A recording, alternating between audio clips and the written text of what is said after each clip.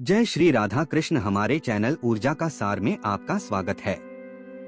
क्या आप जानते हैं भगवान शिव मक्का में कैसे कैद हो गए? आज मैं आपको एक ऐसी रहस्यमयी कथा सुनाने जा रहा हूँ जो समय की धुंध में कहीं खो गई है। एक ऐसा गूढ़ रहस्य जिसे जानने के बाद आपकी आत्मा तक सहर उठेगी और आंखें श्रद्धा से भर जाएंगी। यह कथा है स्वयं महाकाल महेश्वर की, उस शिव की जो आज भी मक्का की पवित्र भूमि में विराजमान है, परंतु कैद हैं। यह कोई सामान्य कथा नहीं बल्कि हमारी सनातन विरासत का एक ऐसा पन्ना है जिसे समय ने छिपा लिया, पर आज हम उसे आपके समक्ष उजागर करेंगे।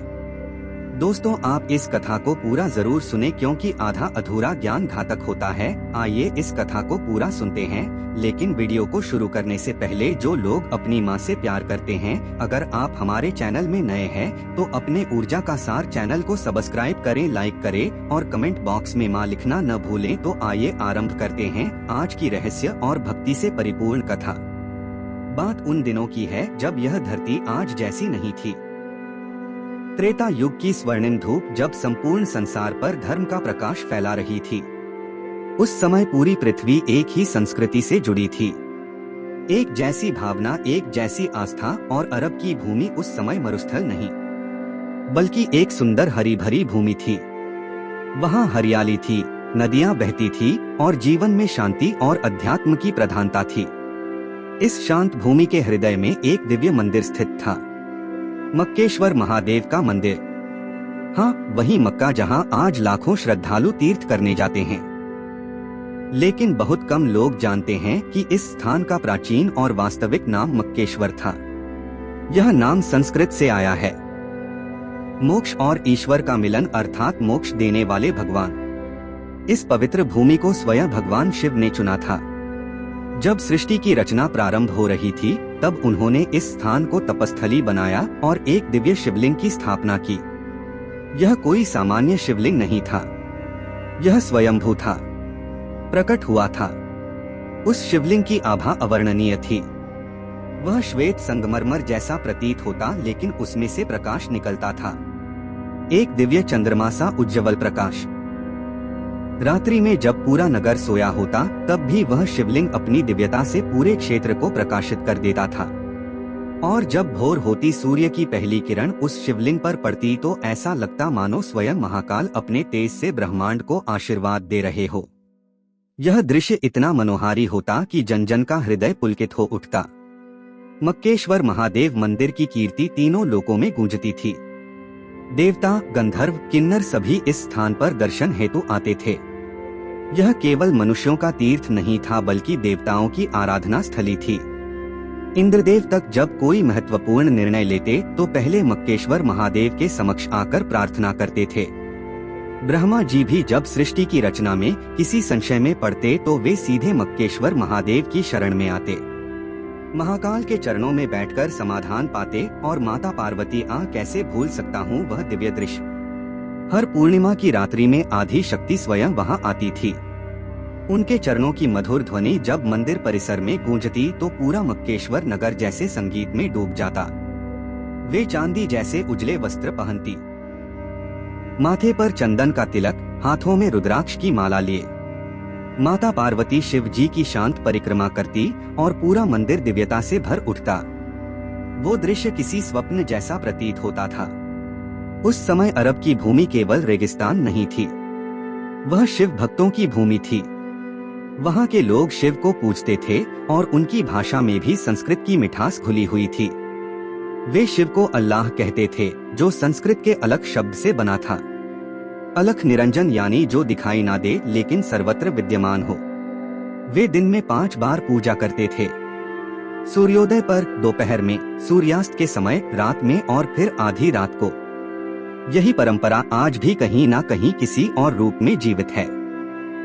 वहाँ की स्त्रियां माथे पर तिलक लगाती, गले में रुद्राक्ष पहनती, पुरुष जटा रखते, भस्म लगाते और हर दिन मक्केश्वर महादेव के दर्शन करते। क्या सुंदर युग था वो। धर्म, अर्थ, काम और मोक्ष चारों पुरुषार्थ संतुलन में थे। कहीं कोई वैमनस्य नहीं, कोई हिंसा नहीं, सब एक दूसरे के सुख में सुखी होते थे। सभी एक ही परमात्मा की संतान समझते थे खुद को, लेकिन समय का पहिया तो सदैव घूमता है। त्रेता के बाद द्वापर और फिर धीरे धीरे कलयुग का आगमन हुआ। जैसे जैसे धर्म का प्रकाश मध्यम पड़ा, वैसे वैसे अज्ञान का अंधेरा गहराता गया। मक्केश्वर नगर भी इस बदलाव से अछूता नहीं रहा। लोग बाहरी दिखावे में फंस गए। भक्ति की जगह क्रियाएं रह गई, प्रेम की जगह परंपरा ने ले ली, भावनाएं शुष्क होने लगी। और फिर आई वह भयावह रात, कलयुग की सबसे काली अमावस्या, जिस रात एक षड्यंत्र रचा गया। कुछ स्वार्थी, अज्ञानी और शक्ति लोलुप लोगों के मन में एक विकृत विचार जन्मा। उन्होंने सोचा, अगर हम इस शिवलिंग को छिपा दें तो इसकी सारी दिव्यता सिर्फ हमारी हो जाएगी। ओ मानव की यह मूर्खता अनगिनत बार इतिहास में दोहराई गई है। क्या वे नहीं जानते थे? शिव को कैद नहीं किया जा सकता। महाकाल तो अनंत हैं, सर्वव्यापी हैं, जिन्हें कोई सीमा, कोई दीवार बांध नहीं सकती।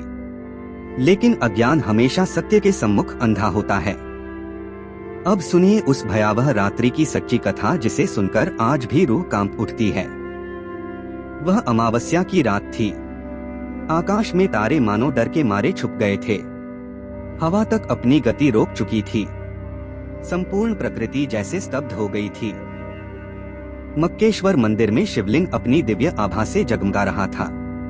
लेकिन उस रात कोई भक्त नहीं आया, क्योंकि कुछ दुष्ट लोगों ने एक योजनाबद्ध षड्यंत्र रचा था। वे रात के अंधेरे में मंदिर में चुपके से घुसे। उनके हाथों में पत्थर थे, बहुत भारी पत्थर, और उन्होंने शिवलिंग के चारों ओर एक अंधकारमय कक्ष बनाना शुरू कर दिया। जैसे ही पहला पत्थर शिवलिंग के सामने रखा गया, धरती कांप उठी। दूसरा पत्थर पड़ा, आकाश गरजने लगा।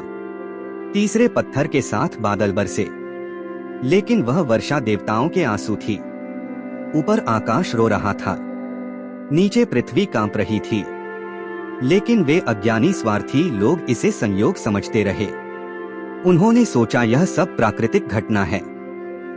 वे अंधे भक्त अपने कार्य में लगे रहे, और अंततः जब उन्होंने शिवलिंग को पूरी तरह ढक दिया, तब कुछ ऐसा हुआ जिसे वे कभी समझ नहीं सके।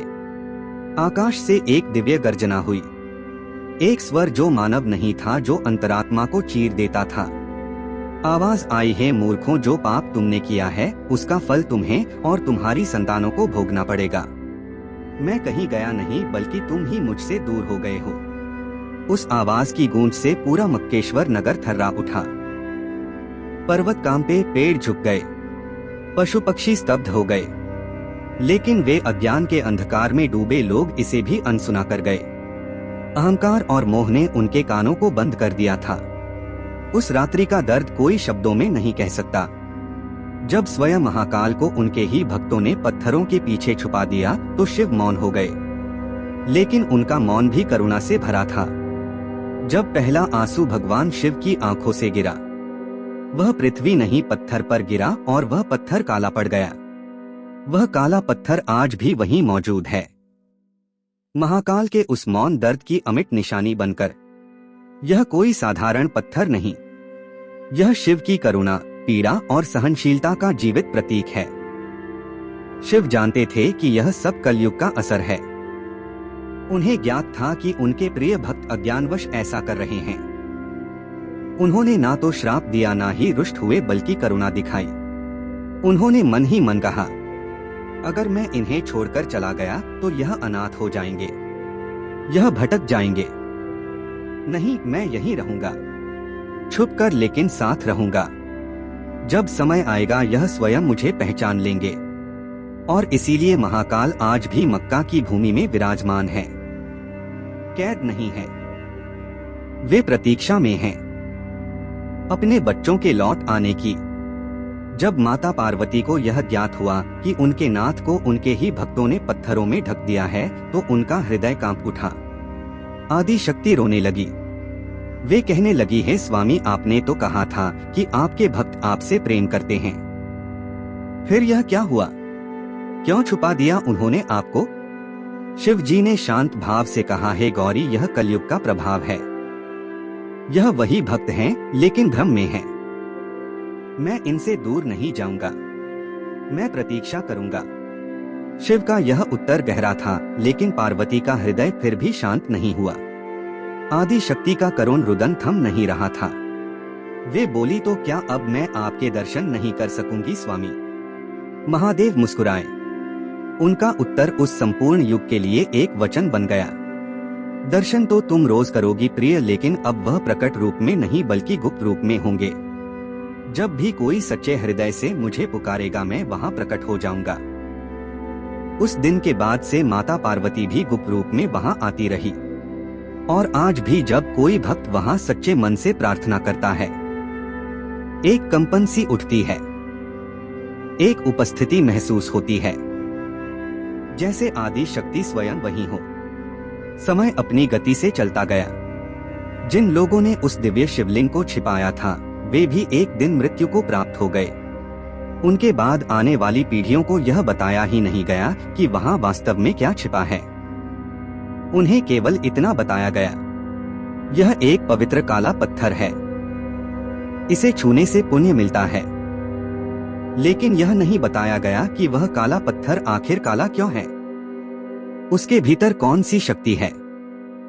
कलयुग की गहराती छाया में लोगों की स्मृति भी मंद पड़ने लगी। वे भूल गए कि इस स्थान का नाम कभी मक्केश्वर था, महाकाल का घर। धीरे धीरे संस्कृत विलुप्त होती गई और उसकी जगह एक नई भाषा का जन्म हुआ। मक्केश्वर नाम सिकुड़ते सिकुड़ते मक्का बन गया। शब्द बदले, संस्कृति बदली, लेकिन कुछ परंपराएं आज भी वैसी ही बनी हुई हैं। आज भी वहां जाने वाले श्रद्धालु उसी प्रकार 7 बार परिक्रमा करते हैं जैसे प्राचीन शिव भक्त किया करते थे। वे उसी दिशा में प्रार्थना करते हैं जैसे हजारों वर्ष पूर्व महादेव के भक्त करते थे। और सबसे अद्भुत बात, जब वे उस काले पत्थर को छूते हैं तो उनके हृदय में एक अनकही शांति भर जाती है।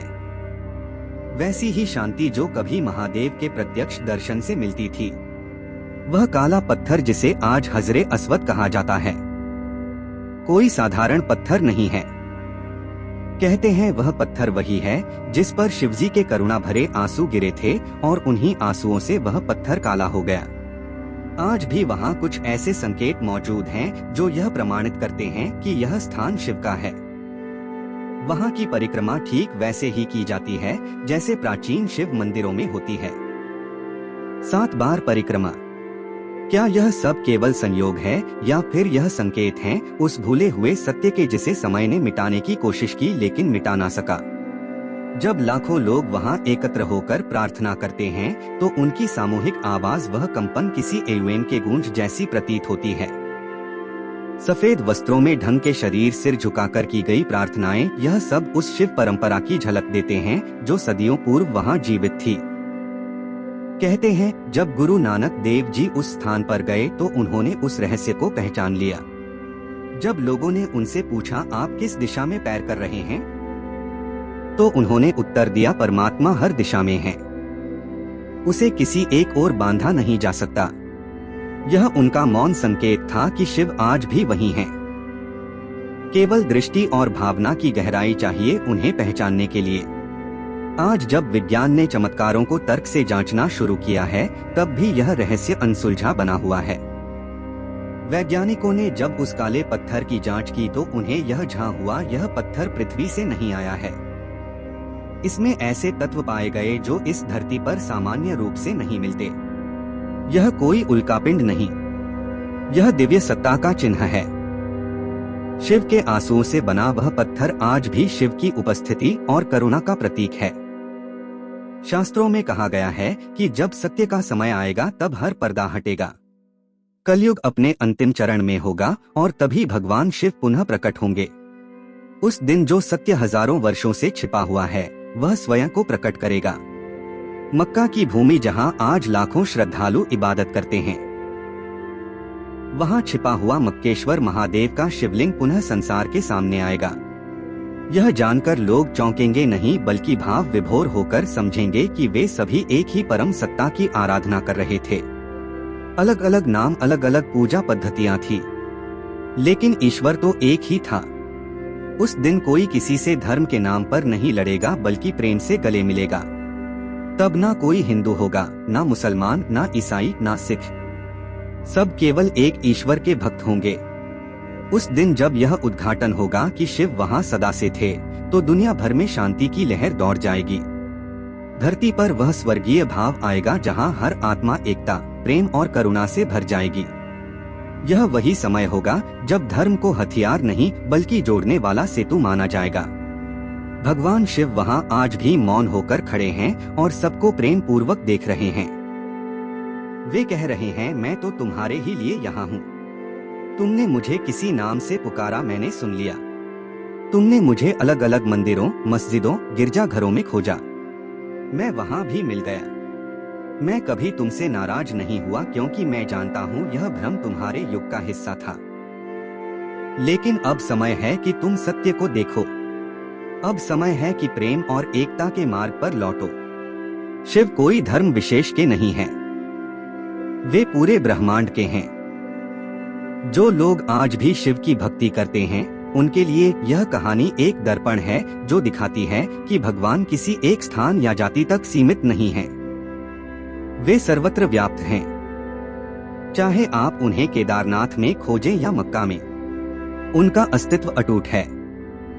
उनकी शक्ति सीमाओं से परे है और उनका हृदय इतना विशाल है कि वे सबको समेट लेते हैं। भक्त हो या भटके हुए, अगर वे चाहते तो क्रोधित होकर सृष्टि का संतुलन बिगाड़ सकते थे, परंतु शिव ने प्रेम को चुना, क्षमा को चुना। उन्होंने कलयुग की भूलों को समझा परंतु दंड नहीं दिया। वे आज भी प्रेम से प्रतीक्षा कर रहे हैं कि कब उनके बच्चे जागे और उन्हें पहचाने। जब वह समय आएगा जब पूरी दुनिया मक्केश्वर को स्वीकारेगी, तब कोई भी अपने को दूसरों से अलग नहीं मानेगा। सभी समझेंगे कि धर्म कभी बांटने का नाम नहीं था, वह तो जोड़ने का माध्यम था। उस पावन घड़ी में माता पार्वती भी प्रकट होंगी, जब वे देखेंगी कि उनके प्रिय शिव अब खुलकर पूजे जा रहे हैं। तब उनकी आंखों से आनंद के अश्रु बहेंगे। वे प्रेम और उल्लास में भरकर नृत्य करेंगी और उस स्थान को फिर से स्वर्ग बना देंगी। देवता, आर्षि, गंधर्व सभी वहां एकत्र होकर उत्सव मनाएंगे। वातावरण में घंटियों की मधुर ध्वनि गूंजेगी, पुष्पों की वर्षा होगी और प्रेम की महक हर दिशा में फैल जाएगी। लेकिन उस दिव्य दिन की प्रतीक्षा करने की आवश्यकता नहीं है। भगवान शिव आज भी हमारे साथ हैं। वे हमारे हर नाम, हर प्रार्थना, हर भाव को सुनते हैं। जो आंखें खुले मन से देखेंगी वे उन्हें हर दिशा में पाएंगी। इसलिए आज से ही उनके प्रेम में डूब जाइए, भक्ति में लीन हो जाइए और इस धरती को एक बार फिर स्वर्ग बना दीजिए। शिव केवल मंदिरों में नहीं, वे हर हृदय में हैं। बस हमें उन्हें पहचानने की देर है। यह मत सोचिए कि भगवान शिव केवल किसी मंदिर में या किसी विशेष स्थान पर रहते हैं। जब भी आप उन्हें सच्चे मन से पुकारते हैं, वे आपके भीतर, आपके अंतर्मन में प्रकट हो जाते हैं। जब आप किसी दुखी की सहायता करते हैं, किसी भूखे को भोजन देते हैं या किसी को प्रेम से गले लगाते हैं, तब भी महादेव आपके कर्मों में दिखाई देते हैं।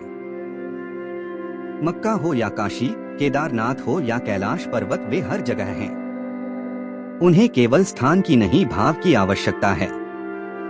वे इंतजार कर रहे हैं आपकी एक सच्ची पुकार का। आपने इस कथा को सुना, क्या आपके मन में भी एक गहराई सी नहीं बनी? क्या आपकी आंखें नम नहीं हुई?